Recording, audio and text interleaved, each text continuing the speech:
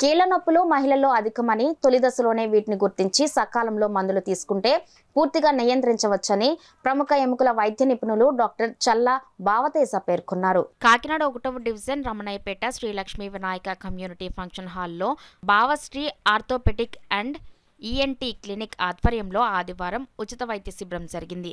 ఉచిత వైద్య శిబిరానికి వివై దాసు కూడా ముఖ్య అతిథిగా హాజరయ్యారు. ఈ సందర్భంగా డాక్టర్ చల్లా భావతేజ మాట్లాడుతూ కీళ్ల నొప్పులు మహిళల్లో అధికమని తొలి దశల్లోనే వీటిని గుర్తించి సకాలంలో మందులు తీసుకుంటే పూర్తిగా నియంత్రించవచ్చు అని అన్నారు. అనంతరం డాక్టర్ భావతేజ ప్రముఖ ఈఎన్టీ వైద్యురాలు డాక్టర్ స్వాతి ఆకుల వైద్య పరీక్షలు నిర్వహించి మందులు పంపిణీ చేశారు. ఈ కార్యక్రమంలో అడబాల రత్నప్రసాద్, డాక్టర్ శిరీష, స్థానికులు పెద్ద సంఖ్యలో పాల్గొన్నారు. చిన్న చిన్న పనులకే నడుము నొప్పి, చిన్న దూరాలు వెళ్తే కూడా బండి ప్రయాణం చేసినా కూడా నడుము నొప్పి, మెడ నొప్పులు వస్తున్నాయి. మెడ నొప్పి spondylosis, cervical spondylosis, lumbar spondylosis వచ్చి ఈ సయాటికా అని చెయ్యి కాలు నరం లాగడం ఇలాంటి సమస్యలకి కలుగుతున్నాయి.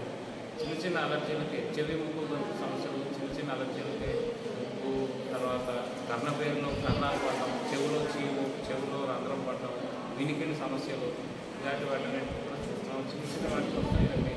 ఈ క్యాంప్లో ఇవన్నీ పరీక్షలు చేసి మందులు ఇవ్వడం జరుగుతుందండి.